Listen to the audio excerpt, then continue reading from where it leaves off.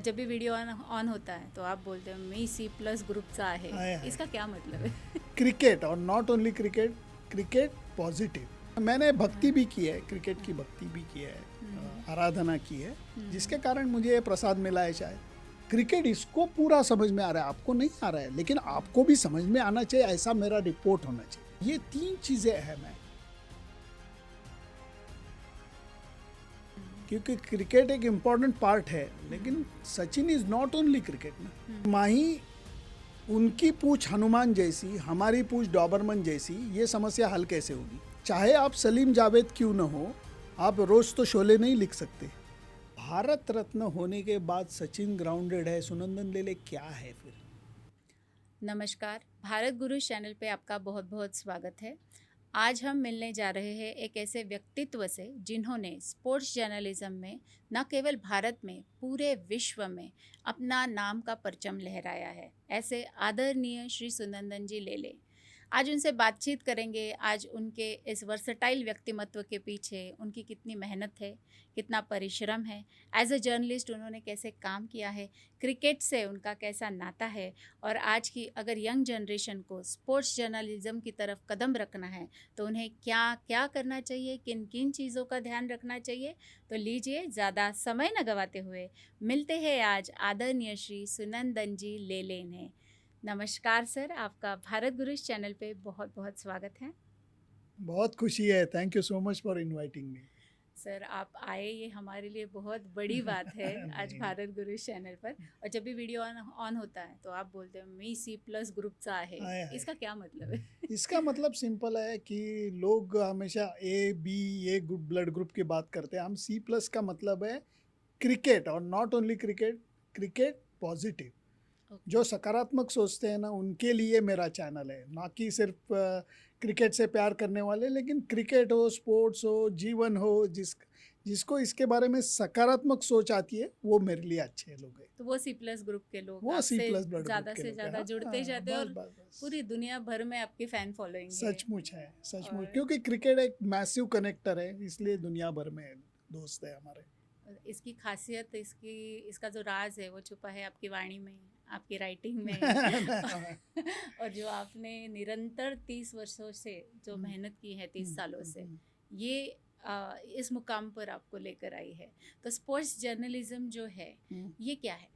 Sports journalism, जो लोग mass media भी पढ़ते हैं वो बहुत अच्छी बात है, या जर्नलिज्म के कोर्स है पुणे में भी बहुत है, वो भी करते हैं, वो भी अच्छा है।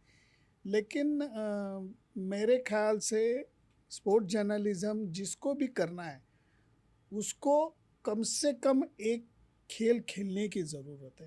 हम्म, ये कंपल्शन की बात नहीं है, ये समझने के लिए ज़रूरी है। हम्म, क्योंकि अगर किसी भी चीज़ के बारे में आपको लिखना हो, बात करनी हो, तो उसमें अच्छाई क्या है, कठिनाई क्या है, ये समझ में आने के लिए आपको बाहर से देखना नहीं पड़ेगा, अंदर घुस के काम करना पड़ेगा। जैसे एक फार्मर होता है जो अपने फार्म में काम करता है, वो बायनोक्यूलर से वहाँ क्या चल रहा है ऐसे नहीं करता, वो उधर जाता है, सब खुद खुद मट्टी मेहनत से करता नाता है। जोड़ के वो खुद करता है मेहनत, सुख दुख पेलता है। वैसे ही अगर आपको अच्छा जर्नलिस्ट बनना है, स्पोर्ट्स का बनना है, तो आपको कम से कम एक खेल खेलना ज़रूरी है, ताकि आपको उसका अच्छापन, उसकी कठिनाइयाँ, उसके प्रॉब्लम्स, उसकी ज़रूरतें क्या है, ये आपको समझ में आएगा। और आपको बहुत सारे खेल की नॉर्मल जानकारी होना ज़रूरी है। Oh, jack of all trades king of none, ये बात, लेकिन जर्नलिस्ट के लिए जैक ऑफ ऑल ट्रेड्स होना अच्छी बात है, क्योंकि हर एक स्पोर्ट को अगर आप थोड़ी थोड़ी जानकारी रखते हो, तो आपको लिखने में या उसके बारे में बोलने में ज़्यादा मज़ा आता है। इसलिए पढ़ाई ज़रूरी है। Unfortunately, to be very honest with you, मैंने पढ़ाई जर्नलिज्म की नहीं है, नहीं की है। ओके। मेरी जो पढ़ाई है वो मैं बीकॉम की है, और उसके बाद में मैंने सिम्बोसिस से मैनेजमेंट किया हुआ है। और ये स्पोर्ट्स में बहुत खेला हूँ, इसलिए उसकी रुचि बढ़ती गई और मैं बोलता गया, मैं लिखता गया, and that way I become a sports journalist. ये सब घिस्सा पड़ा हुआ नहीं है मेरा, ज़्यादा से ज़्यादा एक्सपीरियंस लेके मैंने ये सीखा है। तो फिर तब तो क्रिकेट इतना ग्लैमरस भी नहीं था, तो फिर आपने क्यों सोचा कि जर्नलिज्म के जाकर ये कवर करना है? आप हंसना नहीं, लेकिन मैं एक बात आपको बोल देता हूँ। मेरी शादी हो रही थी तब भी मैंने मेरी बीवी को बोला था कि मैं झूठ नहीं बोलूँगा आपसे, लेकिन आप मेरा पहला प्यार नहीं हो। ओह। मेरा पहला प्यार है क्रिकेट, और मेरी जो वाइफ है वो मेरी बैट है। ओह। तो आप नंबर 2 पे हो। ये मजाक में मैंने कहा था, क्योंकि वो भी खुद हॉकी प्लेयर है, तो उसने भी यही मुझे बोला कि Amazing। मेरा, हाँ वो रब ने बना गुजरात दी से, जोड़ी। हाँ गुजरात से वो नेशनल हॉकी खेली। वो बोली मेरा भी पहला प्यार हॉकी है, मेरा भी पहला पति वो हॉकी स्टिक है। तो ऐसे मजाक में मैंने बोला, लेकिन ये प्यार इतना है कि ग्लैमर हो ना हो, मेरे ख्याल से खेल में इतना रुचि है, इतना मन वहाँ लग जाता है कि बस वही है। इसलिए पहले खेला बहुत क्रिकेट खेला हूँ मैं, सीरियसली खेला हूँ, एज ग्रुप क्रिकेट वगैरह। और बाद में फिर से मैं झूठ नहीं बोलूँगा, लिखना हो या बोलना हो, मुझे इसके लिए बहुत मेहनत करनी नहीं पड़ी, क्योंकि it came naturally to me. क्योंकि आपने जैसे पहले कहा कि नॉलेज होना चाहिए, हर चीज़ को एक नॉलेज के पर्सपेक्टिव से देख के वो नॉलेज ग्रैब करेंगे, तभी वो अंदर से ऑटोमेटिक आएगी, ऐसा कुछ होता है। हाँ, क्योंकि अगर आप किसी भी चीज़ में दिल लगाते हो, पढ़ना एक बात है, आप भी बहुत पढ़ी लिखी है, पढ़ना एक बात है, दिल लगाना एक बात है। जब हम दिल लगाते हैं तो बात अलग हो जाती है। तो मेरा क्रिकेट के बारे में या स्पोर्ट्स के बारे में, मेरे लिए वो ना कि काम था कभी, ना कि कष्ट था, मेरे लिए तो वो प्यार था। तो वो पैशन प्रोफेशन बन गया। वो ऊपर वाले की देन है, क्योंकि बहुत कम लोगों को, बहुत गिने चुने लोगों को ये मौका मिल जाता है कि जो पैशन है उसको आप प्रोफेशन में कन्वर्ट कर सकते हो। ऊपर वाले की दया है। तो आपके लक ने आपका साथ दिया, ऐसा आपको कहना है? बहुत ज़्यादा। पर जैसे शाहरुख खान का डायलॉग है कि शिद्दत से जो चाहो तो पूरी कायनात मिलाने में लग जाती, तो ऐसा कुछ आपके साथ हुआ? नहीं, वो भी बिल्कुल ये इम्पोर्टेंट डायलॉग है, और इसको मैं मानता भी हूँ, क्योंकि अभी जो लेडीज क्रिकेट में हमने विश्व कप जीता है, उसके लिए ये डायलॉग बहुत बहुत अहम है। क्योंकि एक बार ऊपर वाले ने सोच लिया कि भाई ये होना है, तो सब चीज़ें खट खट खट, it's like a jigsaw puzzle, सब पीसेस अपने जगह जाके खट खट खट बैठ जाते हैं, और वो जिक्सॉ पजल का एक बहुत ही सुंदर पिक्चर नज़र आता है। वैसे मैंने भी ये सोच समझ के ये चीज़ नहीं की है। मैं करता गया, क्योंकि पहले मेरा प्रोफेशन भी जर्नलिज्म नहीं था। मेरा प्रोफेशन एडवर्टाइजिंग में था, और वो था क्रिएटिव पार्ट नहीं, जिसको हम हमारी भाषा में स्पेस सेलिंग बोलते हैं। न्यूज़पेपर के लिए रेवेन्यू जनरेट करना, एडवर्टीजमेंट न्यूज़पेपर के लिए लेके आना, वो मार्केटिंग का काम मेरा ब्रेड एंड बटर था। और क्रिकेट राइटिंग मेरा पैशन था। वो करते यहाँ मैं पैसा कमाता था, मार्केटिंग में, एडवर्टाइजिंग मार्केटिंग में मैं पैसा कमाता था, यहाँ गवाता था। और वो करता गया, और बाद में मैं शिफ्ट हो गया। तो आजकल की जनरेशन को एक फिक्स डायलॉग दिया जाता है पेरेंट्स की तरफ से कि तू ये कर रहा है तो ये 1 ही साल है तुम्हारे पास, फिर आगे जाके तुम चेंज नहीं करना, तो ये सब गलत है? Going with the flow is the right thing for the new generation? एक बात मैं सबको बोलना चाहता हूँ कि माँ को आपने कभी खाना बनाते हुए देखा है? वो ये सोच के करती है क्या कि आज सबको मुझे इम्प्रेस करना है, सबने मेरी वाह वाह करनी चाहिए, लोगों ने सालों तक ये बात करनी चाहिए कि क्या खाना बना था। वो सिर्फ दिल लगा कर, माइन्यूटली ऑब्जर्व करते हुए, हर एक प्रोसीजर को दिल लगाते हुए वो करती जाती है, उसमें प्यार डालती है, और वो खाना बन जाता है। फिर लोगों को अच्छा लगना ही चाहिए, वो लगता ही है, लेकिन वो सुनने के लिए माँ कभी खाना नहीं बनाती। वैसे पेरेंट्स हो या टीचर हो, ये सबको कि गोल रखना चाहिए वगैरह, एग्रीड, लेकिन अभी से ये सोचना कि भाई ये करना है वो करना है, ऐसे नहीं होता। फ्लो से ज़्यादा मैं प्रोसेस, ये वर्ड जो महेंद्र सिंह धोनी यूज करता है, प्रोसेस के ऊपर ध्यान दो। अगर प्रोसेस जो है वो करते जाओगे तो जैसे, और एक आयुर्वेदा में बोला जाता है शत धौति द्रुत, 100 बार अगर नारियल का तेल और पानी, ये अलग अलग है, उसके मेडिसिनल वैल्यूज है, लेकिन उसको मिलाओ और 100 बार उसको घिसते जाओ, दैट इज शत धौती द्रुत, और उसका मेडिसिनल वैल्यू ये 100 बार घिसने के बाद 100 गुना बढ़ जाता है। That is life for you. अगर आप कोई भी चीज शत धौती द्रुत करते जाओगे आगे जाके अच्छा होगा ही, लेकिन ये होगा, समझो मैं ये सोच के बैटिंग के लिए नहीं जाता था कि मैं जीतने के बाद वहाँ देख के मैं बैट ऊपर करूँगा, ऐसे नहीं होता। पहले आप कॉन्सेंट्रेट करो कि आप 100 कैसे बनाओगे, उसके लिए 10-10 रन के छोटे छोटे ये होते हैं, दैट इज प्रोसेस। 10 रन बनाओ, पीछे छोड़ दो, अगले 10 रन के ऊपर कॉन्सेंट्रेट करो, वो बनाओ, पीछे छोड़ दो।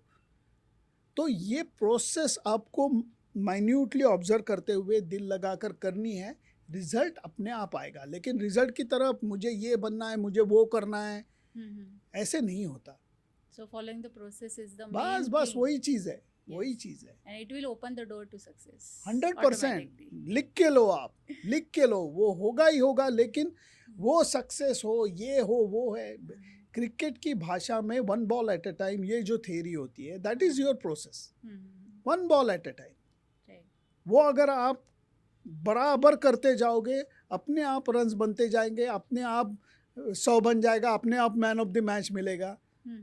लेकिन मैन ऑफ द मैच और ये वो देखते हुए आप इधर नहीं कंसंट्रेट कर सकते। So, इसीलिए टाइम मैनेजमेंट का और डिसिप्लिन का सब बहुत बड़ा रोल है, और उसमें कंसिस्टेंसी रखने की जरूरत है। यस, आज किया और कल नहीं किया, ऐसा नहीं हो सकता। बिल्कुल नहीं, रोज एक ही चीज रिपीट करना। बिल्कुल। तो आपने 30 सालों से जब ये काम किया, तो आपको कभी ऐसे बोर्डम नहीं फील हुआ कि रोज मुझे ये करना पड़ रहा है?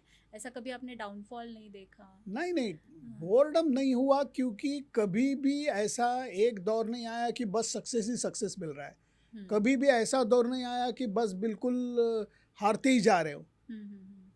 क्रिकेट हो या कोई भी स्पोर्ट हो, उसमें ये मज़ा है जिसके कारण बोर्डम नहीं, या ये आपको कभी भी आलस नहीं लगेगा, ऐसा नहीं लगेगा कि यार यहाँ मैं क्या कर रहा हूँ, क्योंकि हर दिन नया दिन, नई रात होती है। हर दिन एक नया नाटक आपके सामने उभर कर आता है।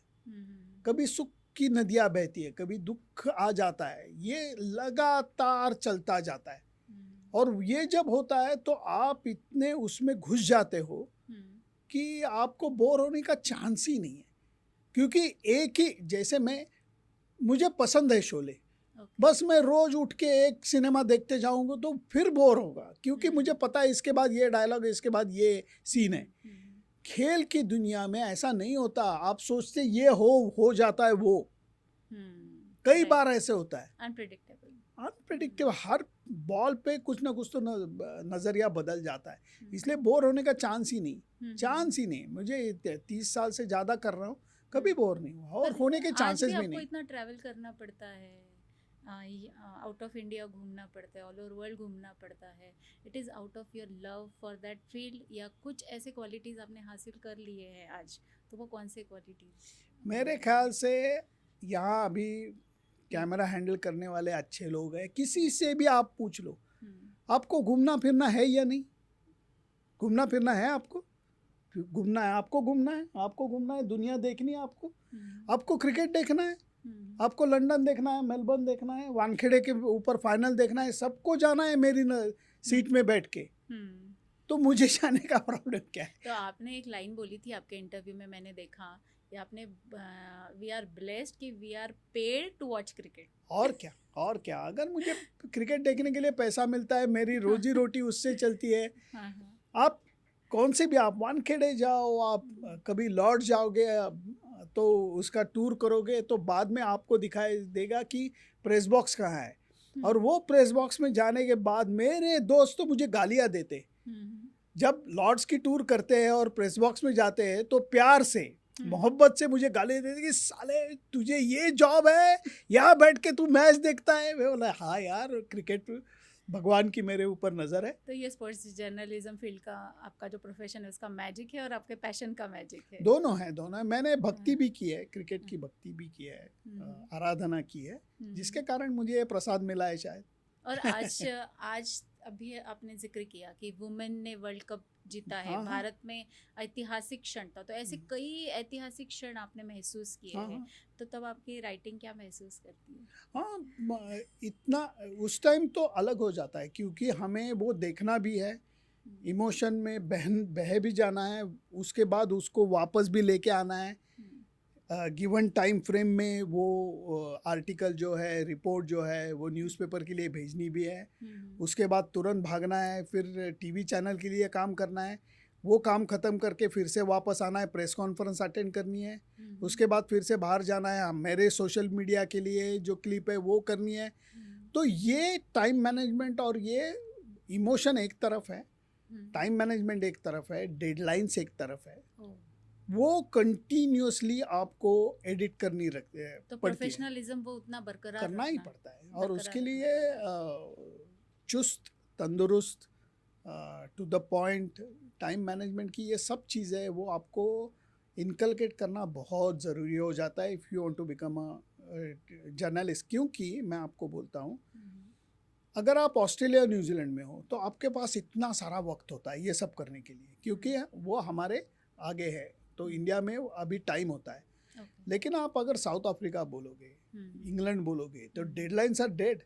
उधर बजे होते 8, हमारे यहाँ बजे होते 12:30 रात के। तो न्यूज़पेपर वाले बोलते हैं भाई मेरे पहले तू रिपोर्ट भेज। तो ये भी प्रॉब्लम नहीं है, आप समझ लो। प्रॉब्लम क्या होता है कि एक मैच चल रही है, समझो लास्ट ईयर हमने T20 वर्ल्ड कप जीता इन वेस्ट इंडीज़। लास्ट ओवर तक पता नहीं था साउथ अफ्रीका जीत रही है, इंडिया जीत रही है।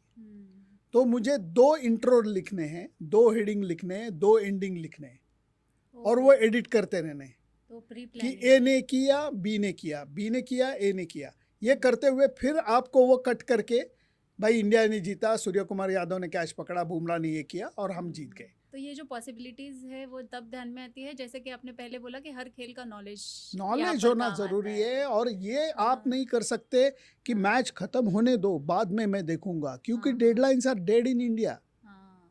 लोग डेडलाइंस के ऊपर बैठे हुए रहते हैं। न्यूज़पेपर, न्यूज़ प्रिंट के लिए जाना है, सुबह 5 को 6 बजे आपके घर के दरवाजे में वो न्यूज़पेपर आना चाहिए।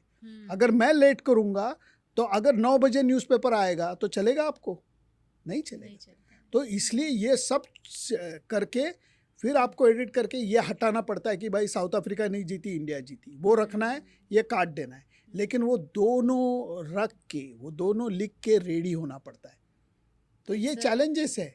लेकिन अगर मैदान पर प्लेयर्स इतने चैलेंजेस को फेस करते हैं, इतने एक्सपेक्टेशन, दुनिया 140 करोड़ इंडियंस के एक्सपेक्टेशन उनके सर पे होते हैं, वो कंपैरिजन में जर्नलिस्ट को क्या क्या प्रेशर है? बस वो डेडलाइन की प्रेशर है। तो इतनी बड़ी बात नहीं होती। हम दिखाते बहुत है, क्या है हमारे बाप रे, मैं बहुत काम है मुझे, ये वो है। अगर अच्छा टाइम मैनेजमेंट आता है तो सब आता है। डिसिप्लिन होना जरूरी है। ये डिसिप्लिन वहाँ जाने के बाद आपको इनकलकेट करना नहीं होता, वो डिसिप्लिन बचपन से आना होता है। तो वो डिसिप्लिन अगर आपके साथ बचपन से है, फिर खेल में है, आपके स्टडीज़ में है, आपके खाने पीने में है, आपके सोने में है, तो वो डिसिप्लिन आगे जाके आपको हाथ देता है, आपको सपोर्ट करता है। That's why habits matter. Always. और जैसे कि आपके इतने अनुभव सुनते सुनते मेरे हाथों पे रोंगटे खड़े हो गए हैं। लाइक आप इतने लोगों से मिले हो, तो आपको ऐसे कभी स्टार्टिंग में लगा नहीं कि मैं इतने दिग्गज क्रिकेटर से मिल रहा हूँ? तो आपने अपना कॉन्फिडेंस कैसे बरकरार रखा उनसे इंटरेक्ट करते हुए? 3 चीज़ें मैं अहम बोलूँगा इसके लिए। एक तो पंक्चुअलिटी, कि जो आप उनको कमिट कर रहे हो कि मैं कल आऊँगा, समझो मैं 11 बजे यहाँ आने वाला हूँ, अगर मैं 12 बजे आऊँगा तो ये सब लोग बोलेंगे यार है तो आदमी लेकिन पढ़ा लिखा, लेकिन यार टाइम नॉट गुड। तो punctuality is very important. Second thing is आपका नॉलेज, क्योंकि कोई भी फील्ड हो, कोई भी सेलिब्रिटी से आप मिलने जा रहे हो, अगर आपका नॉलेज ही अच्छा नहीं है तो आप बात भी गलत करोगे। तो सामने वाला भी आपको ताड़ेगा, ये बोलेगा कि यार ये ठीक है लेकिन मज़ा नहीं आया, फिर नेक्स्ट टाइम आपको चांस नहीं मिलेगा। ये दूसरी चीज़। इसलिए आपको नॉलेज होना और क्या आपको पूछना है, क्या आपको बोलना है, ये सब चीज़ें आपको ध्यान में रखनी पड़ती है, माइंड मैपिंग करना। हाँ। और तीसरी चीज़ है सभ्यता। हम हमेशा एक गलती करते हैं, वो गलती है, ये है कि हम सोचते हैं कि भाई हम सेलिब्रिटी को ऑब्जर्व कर रहे हैं, at the same time celebrity भी आपको ऑब्जर्व कर रहा है। ये हम कभी सोचते नहीं है।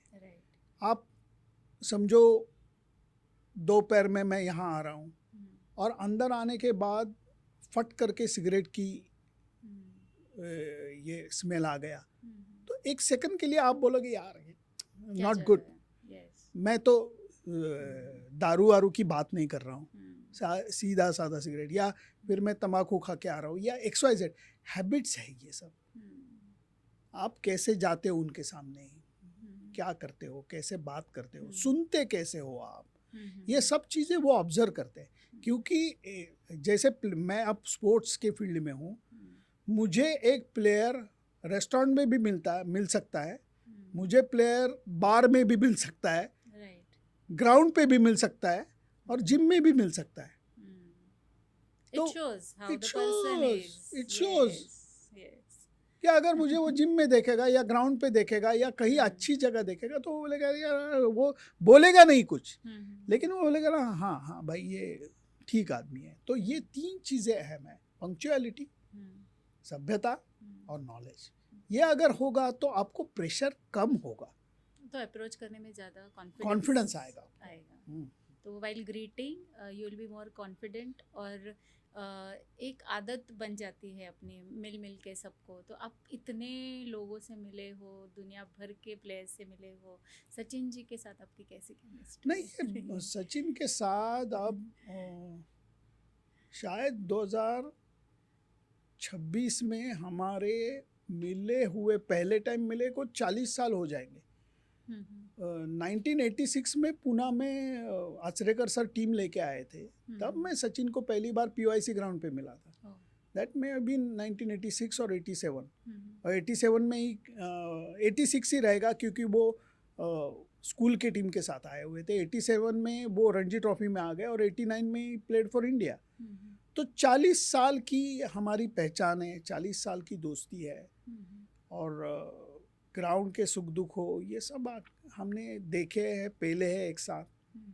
और अदर देन क्रिकेट भी एक बॉन्डिंग है, क्योंकि क्रिकेट एक इम्पॉर्टेंट पार्ट है, लेकिन Sachin is not only cricket ना, एक आदमी भी अच्छा है। वो मेरे लिए वो ज़्यादा इम्पोर्टेंट है, इसलिए वो जो रिलेशन है वो मेरे लिए बहुत खास है। और आज हम देखते हैं कि लाखों के तादाद में बच्चों को ऐसे लगता है कि हम क्रिकेटर बने, तो एक आइडियल सचिन जी बनने के लिए उन बच्चों ने या उनके मम्मी पापा ने कैसे खुद को तैयार रखना है? सचिन के माता पिता ने एक बार भी उसको ये नहीं पूछा है कि आज तूने कितने रन बनाए, तू आउट हुआ नहीं हुआ, ये हुआ, कुछ प्रेशर नहीं डाला है। सचिन को उसके पिताजी ने एक ही संदेशा दिया था, I will accept failure, I won't accept shortcut. बस उसके बाद कुछ नहीं, वो प्रेशर ही नहीं सचिन के ऊपर डाला है। उसके खेलने के लिए उसको मौका दिया है, मेहनत करने के लिए उसको मोटिवेट किया है, और आगे जो होता गया उसके लिए भी वो सुख दुख में फंसे हुए नहीं कभी। कंटिन्यूसली वो आगे की तैयारी, आगे की मेहनत, आगे का प्लानिंग, चलो आगे चलो आगे चलो आगे चलो, कंटिन्यूसली। हम जो आम आदमी रहते हैं ना, वो सुख दुख में अनफॉर्चुनेटली बहुत अटक जाते हैं। दुख की भी बात है तो उसको गोद में लेके बैठे, यार मेरे साथ ये हुआ, छोड़ते ही नहीं। और सुख की बात होगी, समझो कुछ अच्छा हमने काम किया तो उसमें भी फंस जाते हैं, अरे यार वो हो गया ना, वो चला गया, समझो मूव ऑन से ज़्यादा ट्रेन की सफ़र है। और आपको एक बहुत खूबसूरत नज़ारा दिखाई दिया और आप उसको देखते रहो देखते रहो देखते रहो, कितना देखोगे आप, कभी तो वो नज़र के पीछे चला जाएगा ना, छोड़ना पड़ेगा ना आपको। ज़िंदगी भी तो वही है, सक्सेस हो या फेल्योर, कितना देखोगे आप, छोड़ दो उसको। एक बार छोड़ दोगे, आगे का और अच्छा नज़ारा और अच्छा अलग कुछ दिखाई देगा आपको। अटकना नहीं है। इसलिए पेरेंट्स को मेरी हाथ जोड़कर विनती है, पहली तो बात, मुझे प्लीज़ प्लीज़ प्लीज़ गलत मत समझना, मैं आपको एक सीधा साधा सवाल पूछता हूँ। आपके माता पिता हाफ पैंट बनियन टी शर्ट पहन के ग्राउंड पे भागने जाते थे क्या? जाते थे आपके माता पिता? जाते थे? नहीं, मेरे भी नहीं जाते थे, सचिन के भी नहीं गए। राइट। तो हम आगे जाके अपने बच्चों के ऊपर कितना प्रेशर डालोगे आप?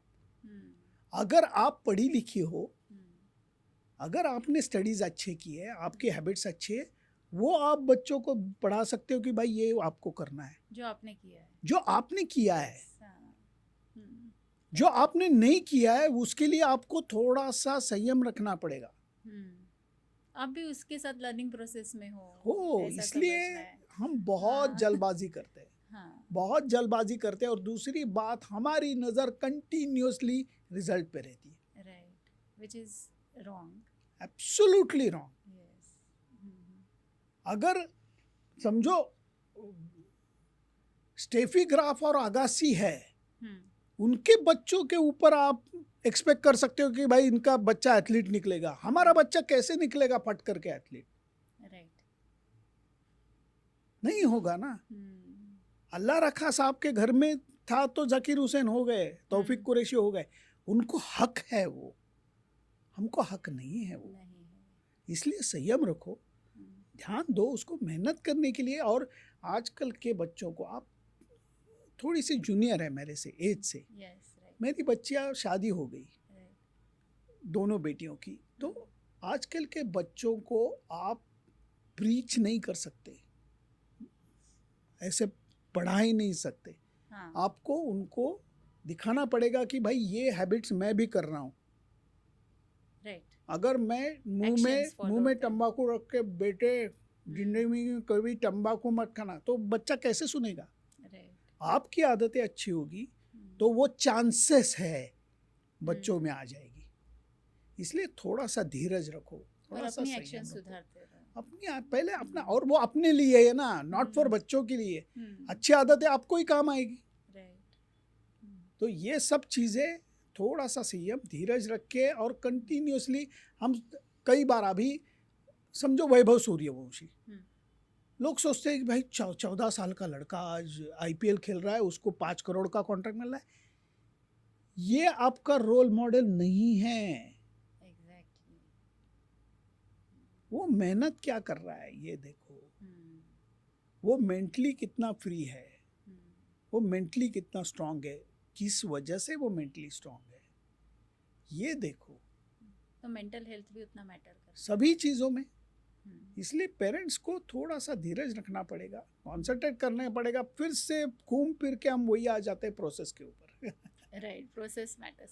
सर, मूविंग टुवर्ड्स जर्नलिज्म, तो ये जो स्पोर्ट्स जर्नलिज्म है, इसमें जर्नलिस्ट का कितना योगदान है किसी प्लेयर की छवि बनाने में?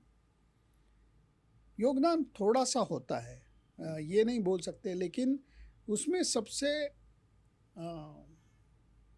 अच्छी और बुरी बात मैं दोनों आपके सामने रखता हूँ। कई बार एक हाथ प्लेयर को, फॉर एग्जांपल अभी लड़कियां जीत गई वर्ल्ड कप, और हम सब सिर पे लेके घूम रहे हैं, और घूमना भी चाहिए क्योंकि वर्ल्ड कप जीतना छोटी बात नहीं है। हार जाते हैं तो हम बोलते सारे बकवास है, क्यों लड़कियां क्रिकेट खेलती है। समझो अनफॉर्चुनेटली ये टीम सेमीफाइनल में नहीं पहुंची होती, भगवान न करे, लेकिन ऐसा हम बोलते थे कि लड़कियों को क्रिकेट ही नहीं खेलना चाहिए, बस की बात नहीं, बकवास है ये, इतना क्यों देते, इतना पैसा मिलता है इनको, क्या कुछ फट फट फट हम ओपिनियंस देना लगते। और जैसे जीत गए तो हम बोलते अरे यार क्या बात है यार, देखो ये वो। तो हमें ये देखना चाहिए कि एक समाज के नाते हम रिजल्ट के ऊपर कितना ध्यान दे रहे हैं, प्रोसेस के ऊपर कितना ध्यान रहे, और दूसरी बात जो मेहनत है उसको हम सराहे जा रहे हैं या नहीं। फॉर एग्जाम्पल, अब नीरज चोपड़ा एक बार ओलंपिक गोल्ड मेडल जीता, बाद में उसने सिल्वर जीता, तो हम बोलते यार है सिल्वर ही जीता। अरे भाई ओलंपिक्स में सिल्वर है मेरे भाई, वहाँ तक तो हम भी नहीं हर बार स्पोर्ट्स में कभी कोई जीतता नहीं है। और जिंदगी में भी ऐसा है, कौन ऐसा आदमी है कि बस इसको सक्सेस ही सक्सेस मिला जा रहा है, नहीं होता। खेल में तो ऐसा है कि फेल्योर 60-70% होते हैं, और जो 30% सक्सेस है उसी की बातें होती उसी बात ही होती। हम्म, हमें एज ए जर्नलिस्ट, मैंने एक बात मैं आपको खुले दिल से बोलता हूँ, मेरा अलग अप्रोच है। कोई प्लेयर डाउन है, फेल्योर में फंसा हुआ है, टीम से बाहर गया है, मिलने जाने वाला मैं पहला रहूँगा। कोई प्लेयर टीम में नया आया है, मिलने जाने के लिए मैं पहला रहूँगा। समझो इनको मिल गया मैन ऑफ द मैच, मैं शायद इनको कल मिलूँ, परसों या नेक्स्ट डे, क्योंकि भाई ये तो सुख के सागर में डूबा हुआ है, उसको परसों भी मिलेगा तो प्रॉब्लम नहीं है। लेकिन जो दुख में है उसको मैं पहले मिलूंगा। अगर ये चीज़ एज ए जर्नलिस्ट आप जान जाओगे तो फिर प्लेयर भी ये सोचता है कि भाई ये उगते हुए सूरज को नमस्कार करने वाला नहीं है, ये आदमी अच्छा है, ये मेरे बारे में कंटिन्यूसली अच्छा सोचता है। फिर आपको एक्सेस मिलने के चांसेस बढ़ जाते हैं। तो एक कनेक्ट रखना प्लेयर्स के हाँ, साथ हाँ, स्पोर्ट्स हाँ, जर्नलिज्म करते करते ये भी उतना ही ज़रूरी है, वो रिपोर्टिंग तक ही सीमित नहीं है। एक बात है, बिना काम अगर आप प्लेयर से अप्रोच करोगे, सेलिब्रिटी से अप्रोच करोगे in good manner, in decent manner, वो ज़्यादा ध्यान में रखता है।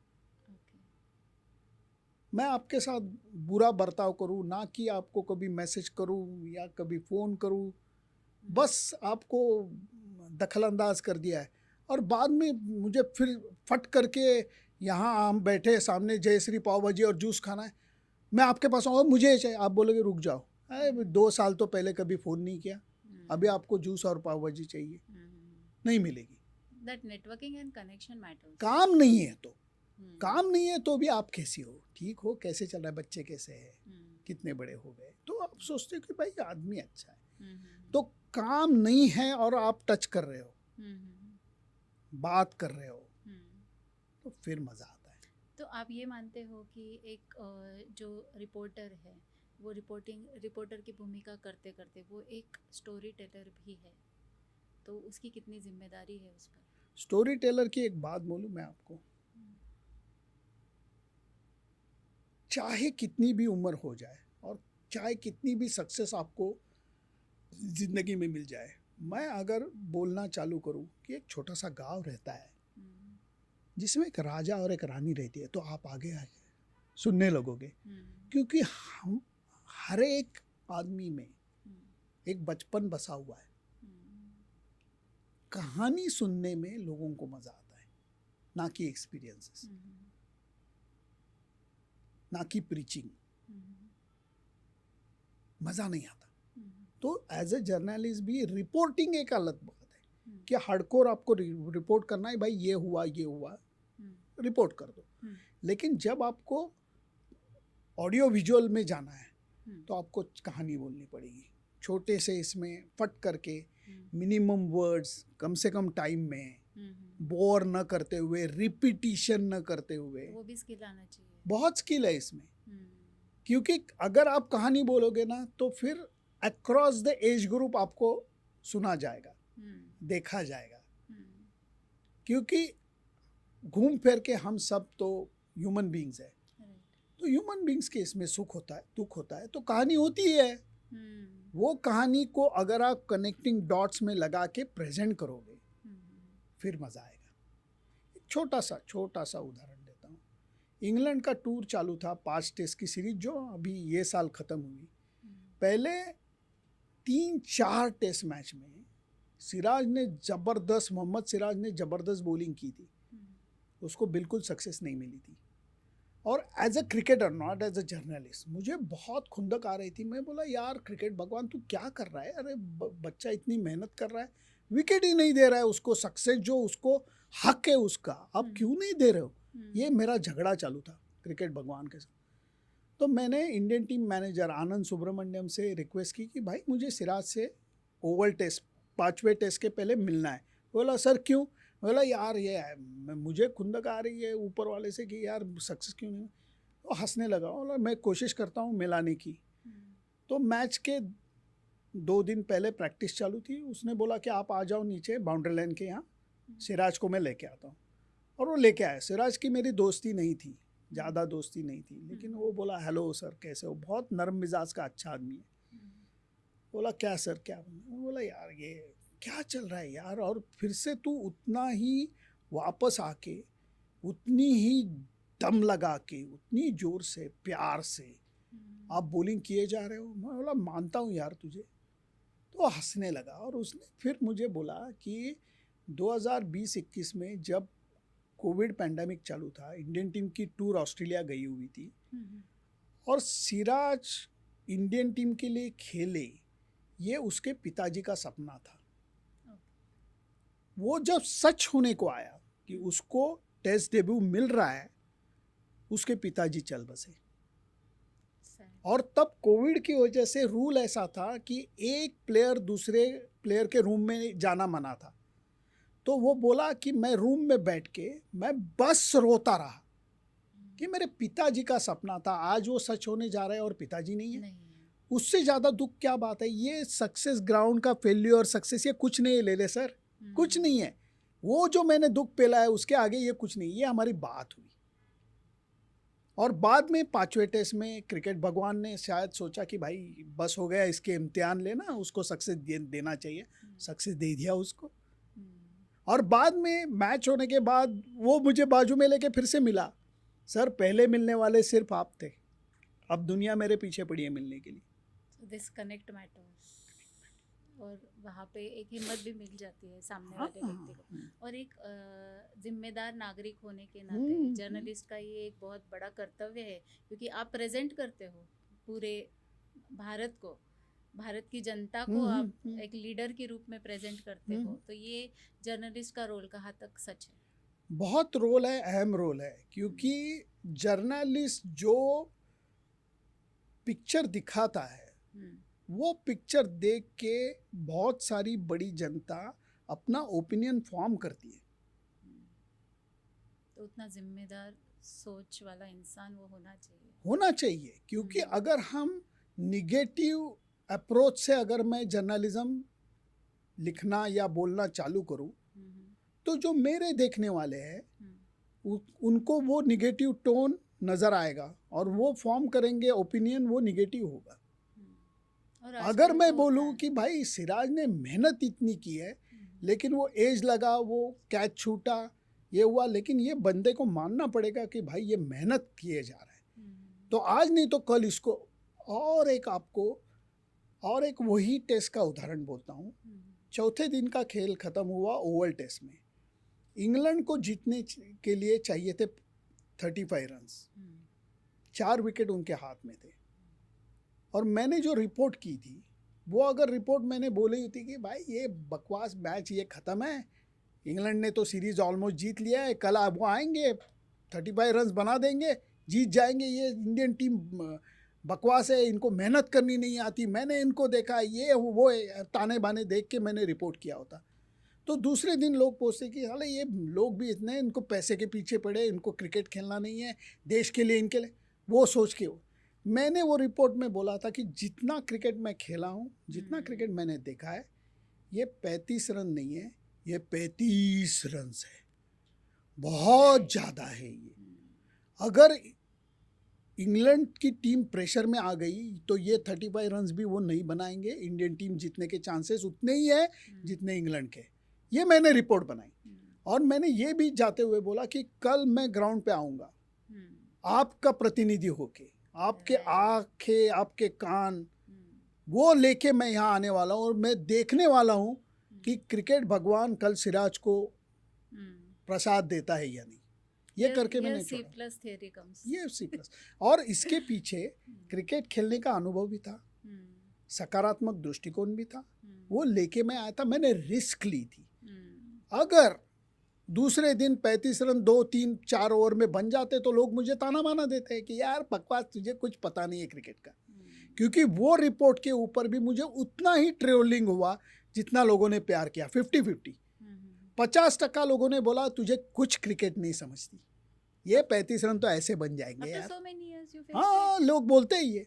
हाँ, आप जाके देखो वो रिपोर्ट के कमेंट्स में लोग बोलते बकवास है, कल खत्म हो जाएगा 4 ओवर में मैच। क्या बात कर रहे हो कि उतने ही चांसेस इंडिया को है?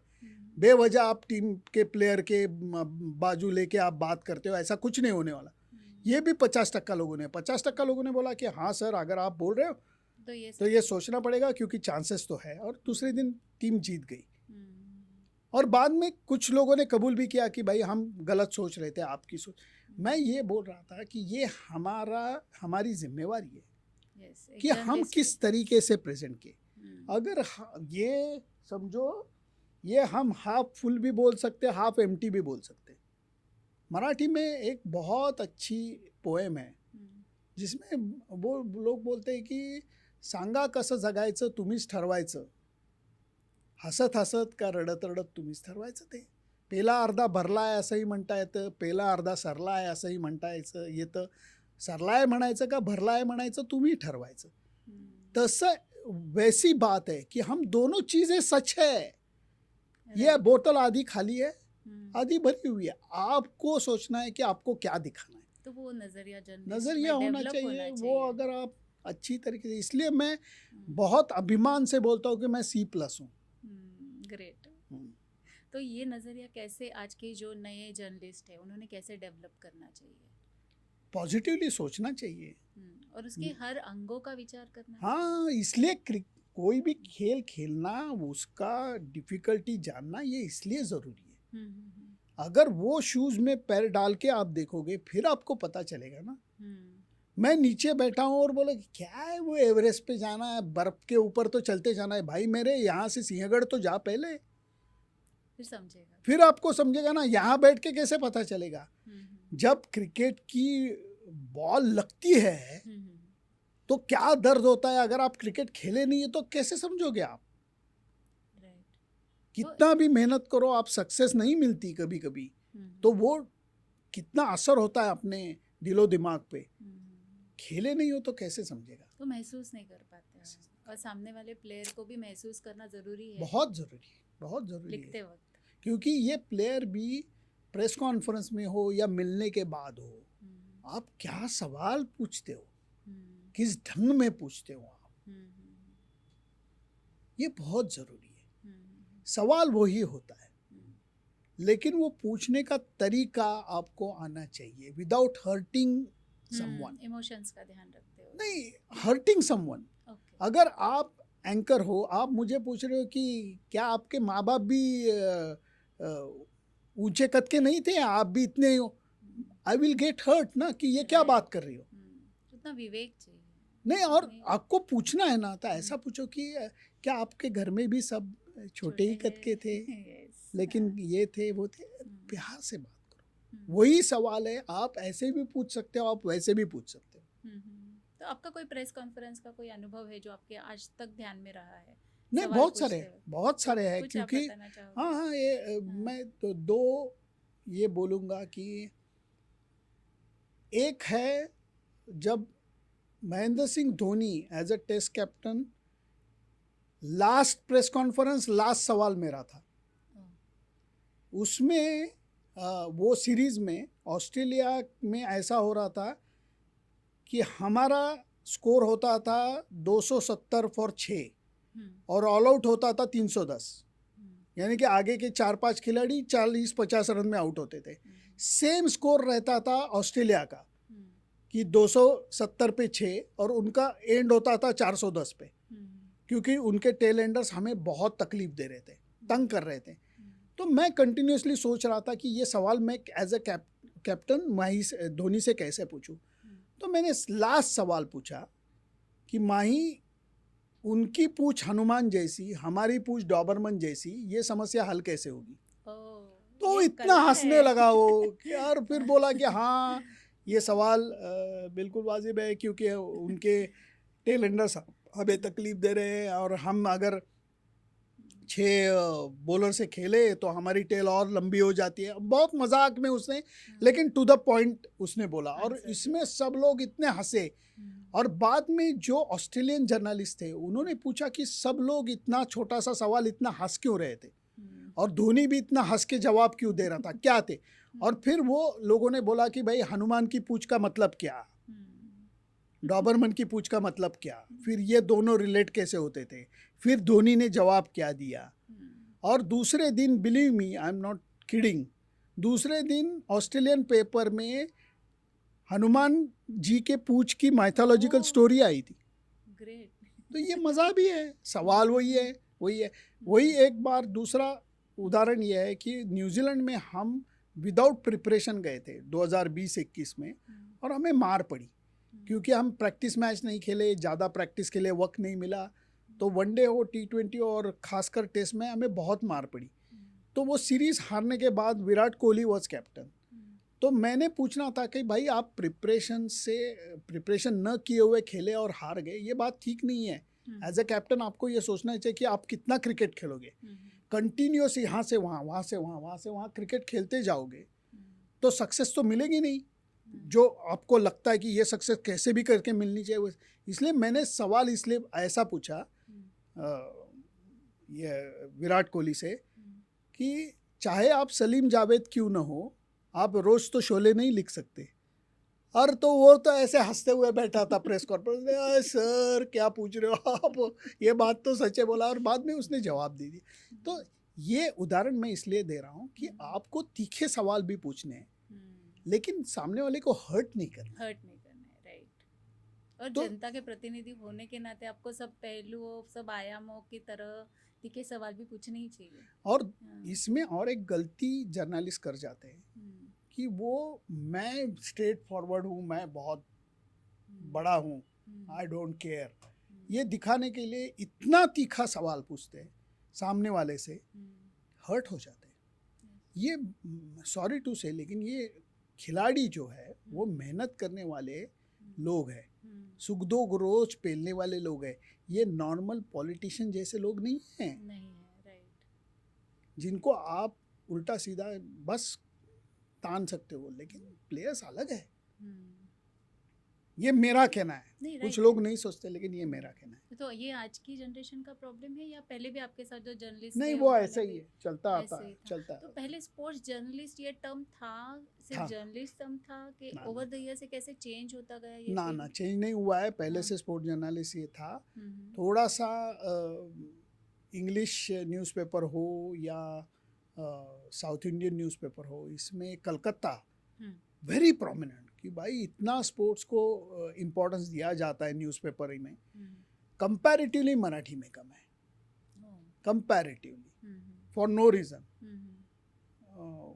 क्योंकि मेरे ख्याल से जो यंगर जनरेशन है, आप उनको पूछो, पहले वो बैक पेज ही देखते, स्पोर्ट्स का पेज ही देखते, जब न्यूज़पेपर आता है तो पहले स्पोर्ट्स का पेज देखते।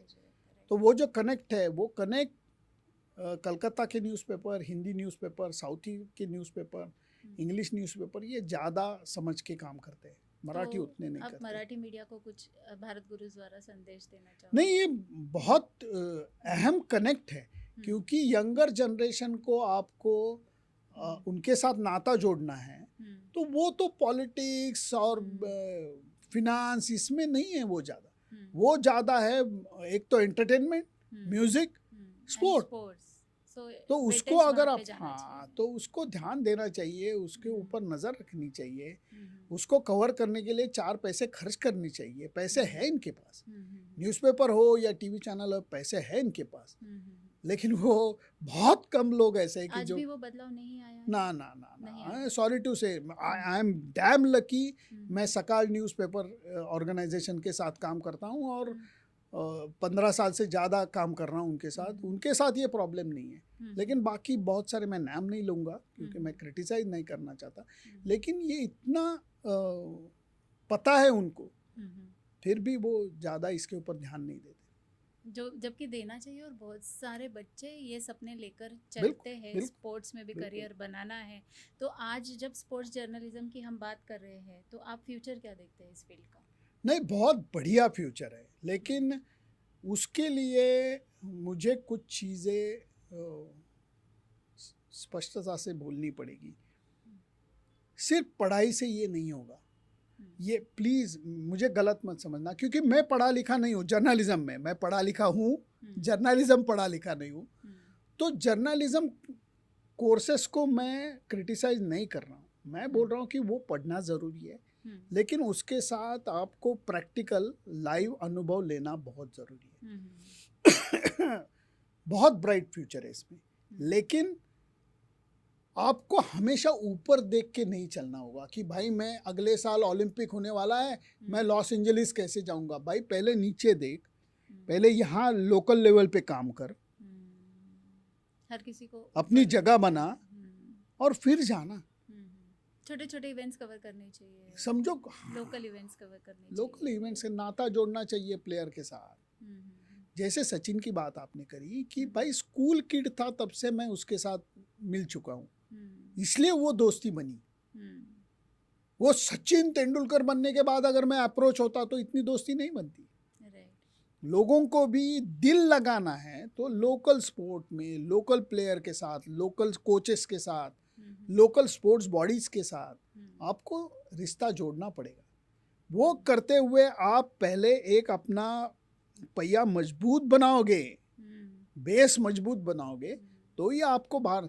लोगों को लगता है भाई सुनंदन लेले को तो 5 उंगलियां घी में, कभी इंग्लैंड रहता है, कभी ऑस्ट्रेलिया रहता है, मुझे भी उस लेले जैसा होना है। भाई 30-35 साल मैंने लिखना चालू किया 87 से, केसरी न्यूज़पेपर बाल गंगाधर तिलक जी का, उसमें मैंने लिखना पहली बार चालू किया 87 में, 87 नहीं 86 में। 86 में लिखने के बाद मैंने पहली नॉर्मल वनडे टूर की 1996 में, 10 साल बाद। और 96 के बाद 2001 में मैंने पहली फुल टूर की थी। तो 86 से 2001 कितने हो गए? 15 साल हो गए। 15 साल मैंने टूरिंग नहीं की है, मैंने डोमेस्टिक टूरिंग की है, मैंने रणजी ट्रॉफीज कवर की है, क्लब क्रिकेट देखा है, लोकल लोगों के साथ रिश्ता बनाया, फिर मैं इंडियन टीम के पीछे पड़ गया और मैंने ये किया है। उसकी भी कुछ स्टोरी है आपकी वाइफ और आपकी मम्मी की, मैंने इंटरव्यू में सुना था कि उन्होंने आपको एनकरेज किया जाने के लिए। नहीं, स्टोरी से ज़्यादा क्या है, मैंने जब ये सोचा कि भाई मैं फुल फ्लेज फ्रीलांस जर्नलिस्ट बन जाऊँ, तो ये इसमें एक बड़ी रिस्क थी, धोखा था कि भाई ये हुआ नहीं होगा, कैसे होगा, क्योंकि मराठी मीडिया में एडिट के लिए पैसा देना, खर्चा करना, ये इतनी आम बात नहीं है, specially when I am a freelancer. तो मैंने मेरी वाइफ और मेरी माता जी को बोला था कि मैं ये कोशिश करने वाला हूँ, मैं एडवर्टाइजिंग का फील्ड छोड़ के मैं पूरा इधर घुसने वाला हूँ। अगर चली बात तो चली, नहीं चली तो I will go back to square one, I will start working again in the advertising field.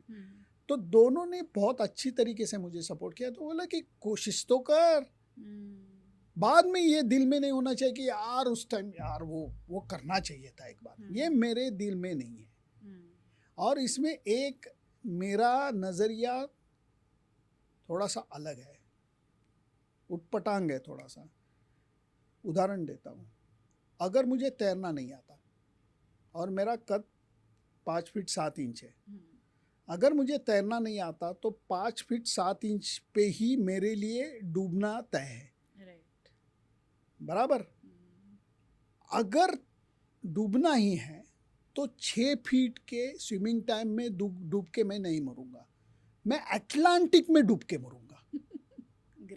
ताकि न्यूज़पेपर में न्यूज़ तो आए कि सुनंदन लेले ट्राई टू क्रॉस अटलांटिक, उधर डूब के मर गया। बड़ा नाम, बड़े नाम के कम से कम मैंने कोशिश तो बड़ी की। मैं 6 फीट में डूब के नहीं मरने वाला हूँ, मैं छलांग मारूंगा, उधर मारूंगा। तो अगर आपको छलांग मारनी है तो मारो ना। या मराठी लोगों का ये बहुत बड़ा प्रॉब्लम है, हम अननेसेसरी ज़्यादा सोचते भी है, एनालाइज ज़्यादा करते हैं, ये होगा तो क्या होगा, वो होगा तो क्या होगा, फिर इसका क्या। अरे नहीं यार, पहले कोशिश तो करो यार। ये क्रिकेट से आया है। कैच समझो आया कैच, तो उसको पकड़ने के लिए जाना इज नेचुरल फॉर मी। ये सोचते नहीं हम कि भाई ये छूट गया तो लोग क्या कहेंगे कि भाई कैच छूट गया। ये नहीं होता, घुस जाओ, पूरी जान लगाओ, फिर हाथ में बैठ गया, आ गया कैच, नहीं हो गया, छूट गया। लेकिन कैच किसके हाथ से छूटता है आपके हिसाब में? कैच जिसका प्रैक्टिस नहीं है, जिसका उसमें रोज का कोशिश करता है, उसके हाथ से ही छूटता है। जो समझो मैं फर्स्ट स्लिप में हूँ, आप सेकंड स्लिप में हो, हम दोनों एक दूसरे की तरफ देख रहे हो, बॉल बीच से जा रही है, वो गंदा है।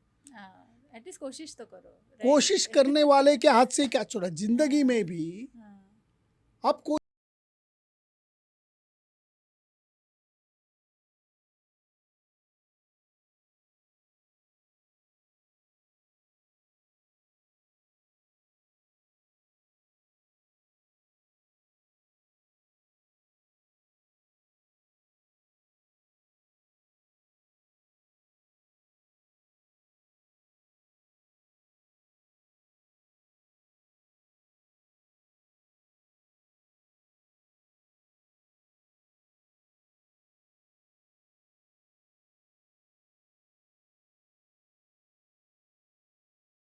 फिर से मैंने बात छेड़ी कि यार यार मिल नहीं रहा है। तो उसने बाजू में लाके मुझे बोला, सर मैं मिलूंगा आपसे, लेकिन एक प्रॉब्लम है। क्या?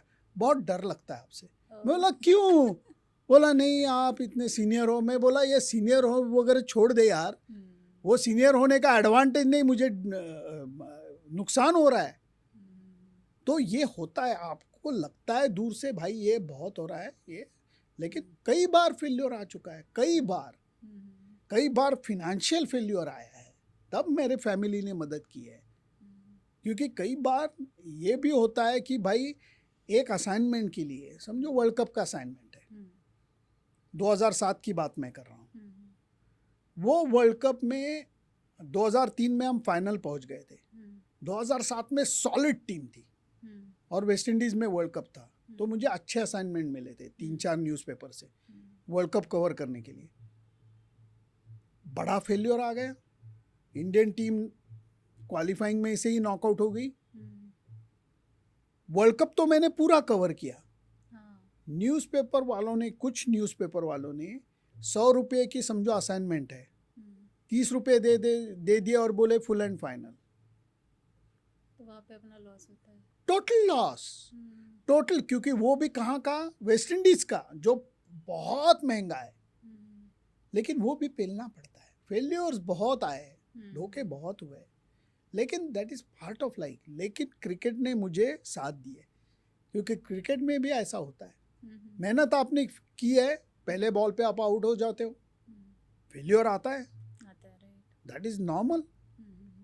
तो ऐसे जर्नलिस्ट की भी जिंदगी है। हाँ, ये आपको फेल्योर झेलना पड़ेगा। 100%। ऐसा है, लोगों के सेलिब्रिटी तो टैंट्रम झेलने पड़ते हैं, ऐसा कुछ? हाँ, टैंट्रम झेलने पड़ते हैं लोग। कई बार ताने बाने जो देते हैं वो सुन के बहुत दुख लगता है, क्योंकि प्लेयर जिस तरीके से मेहनत करते हैं, दिल लगाते हैं, सालों साल ये करते हैं, और बाद में जो आम आदमी जब बोलता है ये इसमें कुछ दम नहीं रहा है, ये बकवास है, ये वो, बहुत दुख लगता है। तो आप जब रिपोर्टिंग करते हो तो ऑडियंस से आपको क्या एक्सपेक्टेशन है कि ऑडियंस ने कैसे रिस्पॉन्ड करना चाहिए? ऑडियंस से मेरा परसेंट आपको सही लगता है और कितना परसेंट गलत हो रहा है?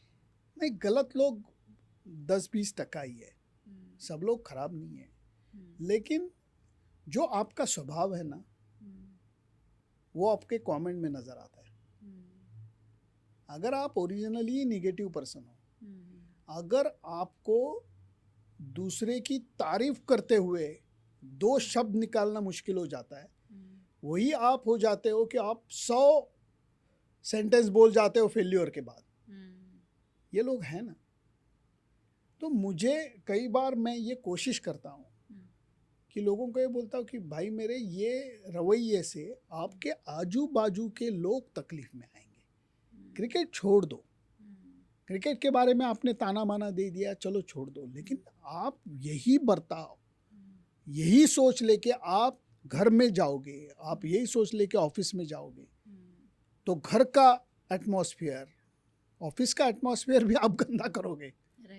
डर लगता है मुझे, क्योंकि आज सॉरी टू से, लेकिन समझो मेरे हाथ में चोट आई है, मुझे प्लास्टर लगा हुआ है, और मैंने बोला कि मैडम सॉरी मैं कप नहीं उठा सकता, मुझे प्लीज़ ये कप आप उठा के लेफ्ट हैंड में दे दोगी? आप बोलोगे यार प्लास्टर लगा हुआ है और आप दे दोगी, क्योंकि वो दिखाई दे रहा है। लेकिन मैं अगर आप ऐसा बैठूं, क्या पॉडकास्ट कैसे चल रहा है, पैसा वैसा मिलता है या नहीं, या लोन का प्रॉब्लम आ रहा है, ये मैं अगर बोलने लगूं, जब मेरी जॉब गई हुई है, मेरी नौकरी गई हुई है, और मैं ऐसे पोस्ट कर रहा हूं कि क्या चल रहा है आपको, है ये क्या है, इससे क्या होगा, तो ये जो प्रॉब्लम है वो दिखाने के लिए मैं दिखा रहा हूँ कि मैं बहुत ऐश में हूँ, लेकिन एक्चुअली मैं बहुत प्रॉब्लम में हूँ। ऑडियंस का पर्सपेक्टिव भी गलत होता है और उन्हें ये सुधारना चाहिए, थोड़ा सा सोचना चाहिए। समझो सिंधु है, अब वर्ल्ड चैंपियन रह चुकी है, ओलंपिक सिल्वर मेडलिस्ट रह चुकी है, एग्रीड कि वो टॉप ऑफ द लाइन नहीं है अभी, लेकिन फिर भी जो लेवल पे वो खेल रही है, आपको बोलते हुए थोड़ा सोचना चाहिए।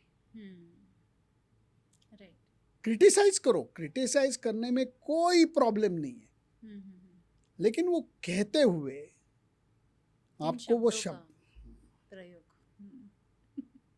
बस उतनी ही बात है। ये ऑडियंस की भी जिम्मेदारी है। तो सामने वाले प्लेयर को भी वो हर्ट होता है, न जाने वो ट्रॉमा में चला जाए या उसमें से प्लेयर नहीं, प्लेयर का आजकल उल्टा हुआ है। ये रवैये के वजह से प्लेयर आज क्या बोलते हैं कि अप्रिसिएशन और ट्रोलिंग दोनों की तरफ ध्यान नहीं देते। वो बोलते हैं कि ये सब फैंस ऐसे ही है। एक्चुअली सब फैंस ऐसे नहीं है, पर कुछ चंद मैं प्लेयर को ये समझाता हूँ, भाई ऐसे नहीं है। 80-90% लोग समझते हैं, प्यार करते हैं आपसे, अप्रिशिएट करते हैं आपके एफर्ट्स, समझते हैं कि हर बार आप सक्सेस नहीं मिलेगी। 10% लोग हैं। और अगर किसी को स्पोर्ट्स जर्नलिज्म की तरफ, इस फील्ड की तरफ अपने कदम बढ़ाने हैं, तो जैसे तो आपने कहा कि फाउंडेशन लोकल जो है वो न्यूज़ कवर करना चाहिए, तो आप इससे रिलेटेड कौन से फील्ड से जो एक्सप्लोर होंगे अगली जनरेशन? मेरे ख्याल से सबसे अहम बात ये रहेगी कि can you express yourself. First thing first, can you observe something and then express yourself. चाहे लिखने में हो, चाहे बोलने में हो। समझो मैं यहाँ आया और मैं बोला कि हाँ ये 2 लाइट्स लगे हुए, 3 कैमरास लगे हुए, 2 माइक लगे हुए, ये सबको दिख रहा है ना, फिर मैं क्या अलग से बोल रहा हूँ? मैं अलग बोलूँ कि भाई ये जो माइक है वो इंडिया के सबसे बेहतरीन माइक है, जो आप दुनिया में नंबर 2 पे है, तो ये वैल्यू एडिशन आ गया। मैं एक मजाक में और एक हमेशा उदाहरण देता हूँ, माधुरी दीक्षित सुंदर है ये बोलने के लिए जर्नलिस्ट की ज़रूरी नहीं है। Everybody knows that. लेकिन माधुरी दीक्षित रोज पोहा खाती है इसलिए सुंदरता बढ़ जाती है, ये मैंने बोला तो लोग बोलेंगे अरे अच्छा पोहा खाती है इसलिए, तो ये वैल्यू एडिशन है। तो आपका स्टेटमेंट भी उतना मैटर करता है अगर आप जर्नलिस्ट हो। ऑब्जर्वेशन उसमें आया तो, और वो एक सबसे इम्पोर्टेंट बात जर्नलिस्ट की है कि मुझे बहुत ज्ञान है, ये दिखाने की ज़रूरत नहीं है जर्नलिस्ट को, क्योंकि न्यूज़पेपर पढ़ने वाला है, दादा है, दादी है, मासी है, मामा है, चाचा है, चाची है, बहन है, भाई है, बच्चा भी है। ऑडियंस को अंडर एस्टिमेट नहीं करना, और सब है ना, सबको समझना चाहिए। क्रिकेट इसको पूरा समझ में आ रहा है, आपको नहीं आ रहा है, लेकिन आपको भी समझ में आना चाहिए, ऐसा मेरा रिपोर्ट होना चाहिए। लैंग्वेज वैसी होनी चाहिए, लैंग्वेज वाइज सिंप्लीफाइड वे नहीं, सिंप्लीफाइड वे नहीं, बहुत टेक्निकल और बहुत ये नहीं होना चाहिए। सिंपल लैंग्वेज इज आल्सो, क्योंकि कोई भी बड़ा बोलने वाला हो, ओरेटर हो या लिखने वाला हो, हमें अच्छी बात क्या लगती है कि वो सिंप्लीफाइड मैनर में बड़ी बात समझाते हैं, तो मज़ा आता है, तो इंटरेस्ट डेवलप होता है। तो जब ये हम बात कर रहे हैं अभी स्पोर्ट्स जर्नलिज्म की, आप जब किसी यंग जनरेशन को देखते हो आपके फील्ड पे काम करते हुए, तो उनमें क्या क्या गलतियाँ होती हैं? गलतियाँ नहीं कर रही है, मेहनत यंग जनरेशन भी कर रही है, लेकिन एक तो ऑब्जर्वेशन में थोड़ी कमी है, क्योंकि वो जो दिख रहा है उससे आगे जाके आपको कुछ दिख रहा है क्या, वो नहीं हो पा रहा। वो जो ऑब्जर्वेशन, माइन्यूट ऑब्जर्वेशन है, वो अचानक नहीं आता, करके लगातार आपको सोचना पड़ता है कि ऐसा क्यों, ये क्यों हुआ, वो क्यों हुआ। आपको जो बात समझ में नहीं आती तो जाके पूछना चाहिए, भाई ये क्यों है ऐसा, ये कैमरा ही क्यों यूज कर रहे हो आप, इसका लेंस के कुछ का जाके पूछो तो सही, फिर वो आपसे प्यार से बोलेंगे कि भाई ये हम यूज कर रहे हैं इसलिए ये है वो है, आपका ही ज्ञान बढ़ेगा। तो वो ऑब्जर्वेशन और ये ज्ञान ये कंटिन्यूसली होके वो आपको, इसलिए मैं बोल रहा हूँ कि वो एक आपका क्या बोलता है कि मसाला तैयार हो गया और फिर आपको रेसिपी बनानी है, डिश बनानी है, वो प्रेजेंटेशन स्किल है। क्या आप प्रेजेंट कर सकते हो कम से कम शब्दों में, सिंप्लीफाइड वे में, वो आप कर पाओगे। इसलिए एक बात जरूरी, ये अचानक कोई नहीं आता, लगातार आपको करना पड़ेगा। जो यंग जर्नलिस्ट है उनको मैं यही रिक्वेस्ट करूंगा, जाके लिखो, या समझो ये भी कर सकते हो कि एक मैच आप टीवी पे देख रहे हो, उसका रिपोर्ट आपने लिखा, दूसरे दिन 6 न्यूज़पेपर में लेके आया और मैं देखा कि भाई हर एक ने एंगल क्या लिया है और मेरा एंगल क्या था, मेरा अच्छा एंगल क्या था, मेरे रिपोर्ट में क्या कमियां थी, क्या ऑब्जर्वेशन मेरे रिपोर्ट में नहीं थी। You can do it yourself. ये लगातार करते जाओ। बाद में ये यूट्यूब चैनल है, फेसबुक है, ये वहाँ जाके आप प्रेजेंट करना चालू करो। Don't wait for the opportunity. ये अपॉर्चुनिटी तो आपके हाथ में है ना। You can do it on your own. On your own. Self realization. Self realisation. एक छोटा सा ट्राइपॉड लेके आओ, हर एक के पास स्मार्टफोन है, माइक भी नहीं है, कुछ नहीं है, कुछ प्रॉब्लम नहीं आएगा। शुरुआत तो करो। कम से कम कल की मैच हो गई भाई, ये हो गया वो गया, मेरे ख्याल से मेरे ऑब्जर्वेशन में ये आया, क्या लगता है आपको, और उसमें एक फ्रीक्वेंसी होनी चाहिए। माँ, फिर से मैं माँ की खाने की बात करूंगा। माँ रोज खाना बनाती है। कभी ऐसा होता है कि नहीं आज मूड नहीं है, माँ ने खाना नहीं बनाया, ऐसे होता है? कभी नहीं होता। हर रोज का खाना अच्छा ही होता है। दशहरा, दिवाली, गणपति का खाना और अच्छा होता है। लेकिन पहले जो है अच्छा खाना इज द बेस, वैसे अच्छी रिपोर्टिंग इज द बेस, उतना होना ही चाहिए। और जब और अच्छा होता है तो और अच्छा और अच्छा, लेकिन एक लेवल जो है वो लेवल पे आपको खड़े होके काम करना ही पड़ेगा। तब तो आपके ज़माने में सोशल मीडिया भी नहीं था, अब तो एडवांटेज है सोशल मीडिया का, एक बहुत ज़्यादा एडवांटेज है। तो आज आपने जो जितना एडप्ट किया है मैक्सिमम लोगों तक पहुंचने के लिए टेक्नोलॉजी एडप्ट कर ली आपने, और ये कितना डिफ़िकल्ट रहा आपको ये टेक्निकल चीज़ें एडप्ट करना और मैक्सिमम लोगों तक पहुंचने के लिए सोशल मीडिया यूज़ करना, इसमें कुछ आपको डिफ़िकल्टीज आई कि अंदर से आपने सीखने की कोशिश की और हो गया? पहले घर में कंदील लगता था, दिया जलता था, बाद में बिजली आ गई। ये टेक्नोलॉजिकल चेंज आपको अडॉप्ट करने में बहुत कोशिश करनी पड़ी। पहले चूल्हा जलता था, अब गैस आ गया, टेक्नोलॉजिकल चेंज हो गया। पहले सीधा साधा फ़ोन होता था, अब स्मार्टफोन आ गया। आपको बहुत कोशिश करनी पड़ी, ऐसा नहीं होता है? नहीं करनी पड़ी। वैसे कोई भी जर्नलिस्ट हो, how can you avoid a new technology, how can you avoid a new platforms. कम करो ज़्यादा करो, एग्रीड। आज भी कुछ जर्नलिस्ट पुराने ज़माने के ऐसे कि आज भी लैपटॉप यूज़ नहीं करते, आज भी लिख के वो फ़ोटो निकाल के भेजते हैं। नहीं चलेगा भाई, टेक्नोलॉजी बदलनी है। हाँ, आप इनको अगर समझ है शूटिंग की, मैं इनके पास जाऊंगा, रिक्वेस्ट करूंगा कि भाई मुझे ये नहीं आता, मुझे प्लीज़ सिखाओ। ये क्यों ना बोलेंगे?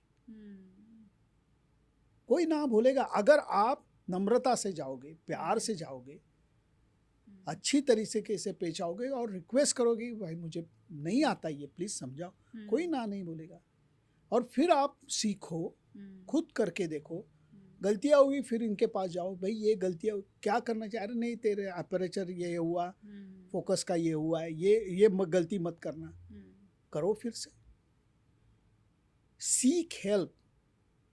और ये एडप्ट करना ज़रूरी है। अगर 100%, नहीं तो पीछे रह जाओगे, आप पहुंचना है, पीछे रह जाओगे। आपका पेज जब हम देखते हैं तो वही एंथुजियाज्म के साथ, वही हंसी के साथ, वही स्माइल के साथ आप हर वीडियो में दिखते हो।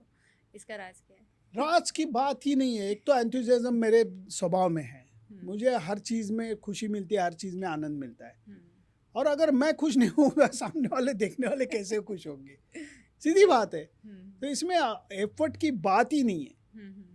अगर करना है तो प्यार से ही करो ना, वरना मत करो। कोई जोर जबरदस्ती थोड़ी है, मत करो आप फिर। और सोशल मीडिया हैंडल करते वक्त स्पष्ट वक्ता होना कितना जरूरी? बहुत जरूरी है। जो बोलना है वो बोलो, अपने मुद्दे पे खड़े होके बात करो, चाहे वो गलत भी हो जाए। गलत हो गया तो आप हाथ खड़े करके बोलो कि भाई ये मेरी गलती थी, कौन सी बड़ी बात है उसमें? तो ये डर नहीं पालना चाहिए, मैं कैसे बोलूं? अरे क्या है यार, हाँ, प्रिजुडाइज माइंड से नहीं होना चाहिए, पूर्व ग्रह दूषित अप्रोच से नहीं बोलना चाहिए।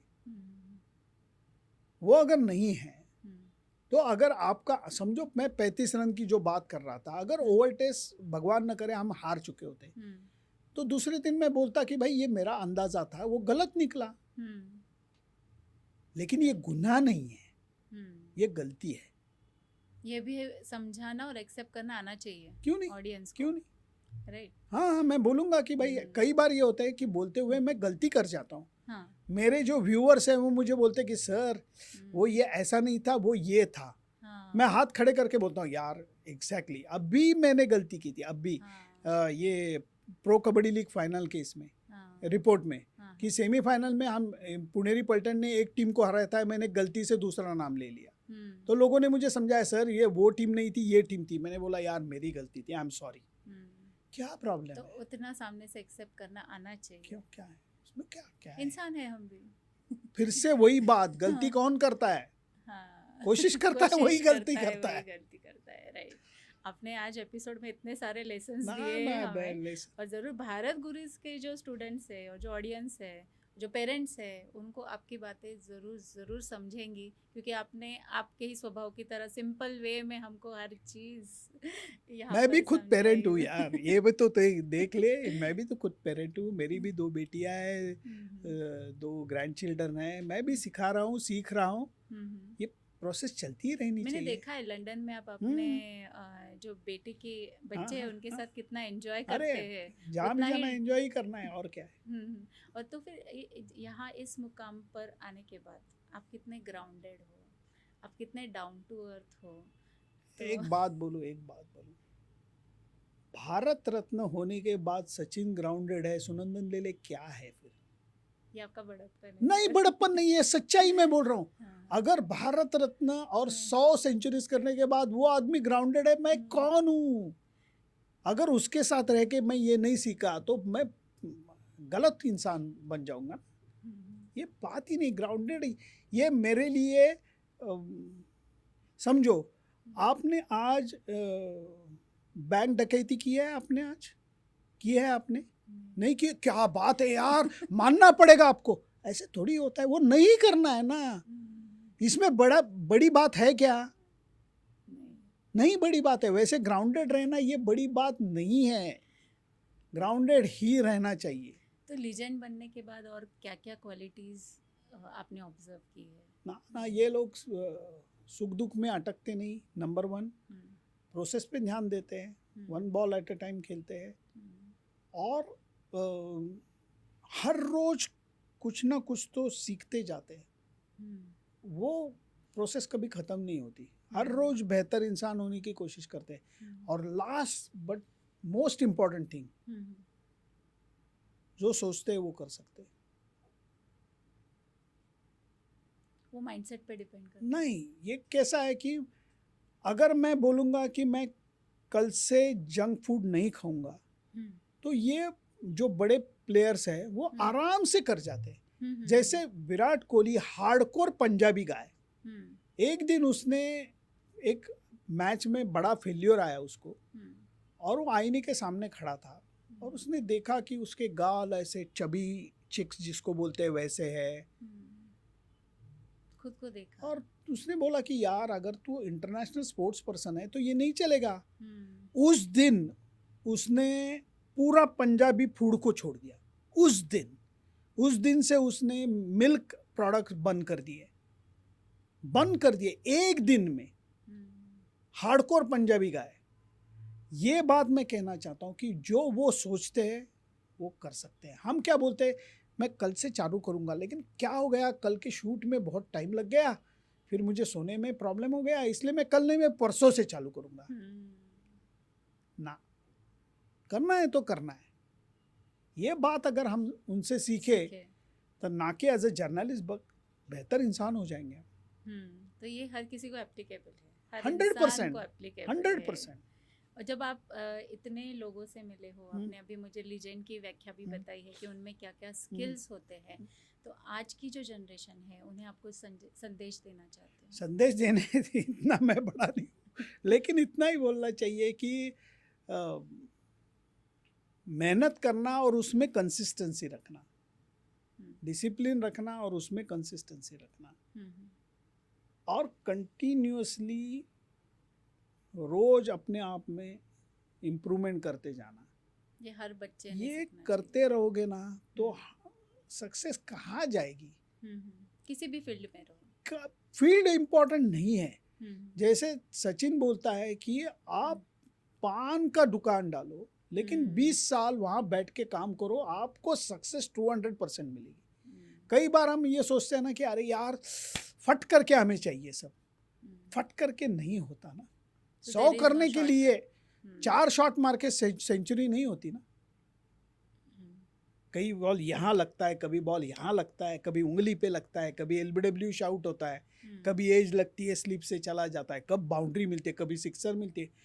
ये होते हुए आप डट के खड़े रहोगे तो 100 बनते। जिंदगी में तो वैसे ही है, स्मूथ सेलिंग है आपकी जिंदगी में, किसी के भी जिंदगी में नहीं है। तो करते रहना चाहिए, और उसमें consistency is the most important. आज किया कल नहीं किया होता नहीं, उससे होता नहीं। सर आपने आज इतना समय दिया हमें और इतनी सारी बातें हुई और स्पोर्ट्स जर्नलिज्म जो भी सोच रहे हैं बच्चे आज के इस फील्ड की तरफ हम कदम बढ़ाए तो वो ज़रूर इस पे अमल और गौर फरमाएंगे। एक लास्ट क्वेश्चन पूछना चाहूँगी कि आपने केसरी में भी काम किया, अपने सरकार के साथ भी आप काम कर रहे हो, तो आप एक मराठी पत्रकार उभरते उभरते आप एक इंटरनेशनल छवि बन गए, तो आपको कभी लैंग्वेज बैरियर जो एक कॉन्फिडेंस पीछे खींचता है, तो ऐसा कभी आपको लगा कि language is the barrier? Zero क्योंकि कौन सी भी लैंग्वेज बड़ी या छोटी नहीं होती। आप किसको कैटर कर रहे हो, आपकी खासियत क्या है, वो कॉन्फिडेंस लेके चलना चाहिए। कॉन्फिडेंस लेके जो मुझे आता है वो मुझे करना है, जो मुझे आता है वो अच्छी तरीके से करना है, बेहतर तरीके से करना है, बस यही है। तो ऐसे लैंग्वेज लेके नहीं बैठना है। नहीं आप समझो, मैंने इंग्लिश में कम काम किया है, मैंने हिंदी उर्दू में थोड़ा काम किया है, बीबीसी हिंदी के साथ भी काम किया है, लेकिन मेरा जो फोर्टे है, मेरा जो खासियत है वो मराठी के। लेकिन ऊपर वाले की दया से ऐसा तो नहीं है कि सिर्फ मराठी किया है इसलिए मैं पीछे पड़ गया, ऐसी तो बात नहीं है। एडेप्टेबिलिटी की बात आती है। और क्या, और हर एक इसमें कौन सी भी ये हो, वो भाषा छोटी या बड़ी नहीं होती, बिल्कुल नहीं होती। सोच छोटी या बड़ी हो सकती है, वो हमें छोटी सोच नहीं रखनी है। सर आपको आज भारत गुरु चैनल पे कैसे लगा? व्हाट अ प्लेजर, मज़ा आया। क्योंकि मुझे वो इसलिए, मैं आपको याद है जब आपने फ़ोन किया था कि हम करेंगे रिकॉर्डिंग, और आप बोल रही थी कि मैंने बोला था कि आप मुझे सवाल मत बोलो, मुझे पहले से मत बोलो, क्योंकि ये गपशप होनी चाहिए तो मज़ा आता है। इंस्टेड ऑफ आपने मुझे सवाल भेजे हैं, मैं सोच के आया हूँ और मैं यहाँ बके जा रहा हूँ, उसमें मज़ा नहीं है। और आपके जो इतने सालों का अनुभव है, आपने एक लाइव शो में उसको कन्वर्ट किया है और आप देश विदेश जाके ये शोज करते हो, तो उसके बारे में थोड़ा हमें नहीं, मैं मेनली खास करके 2-4 शोज में करता हूँ।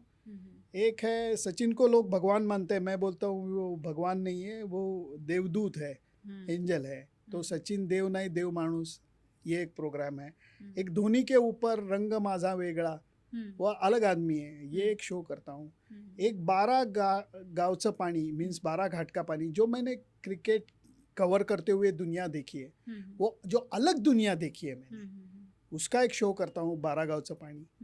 And the last show is learnings from cricket, कि क्रिकेट ने मुझे क्या सिखाया है, how cricket and life goes together.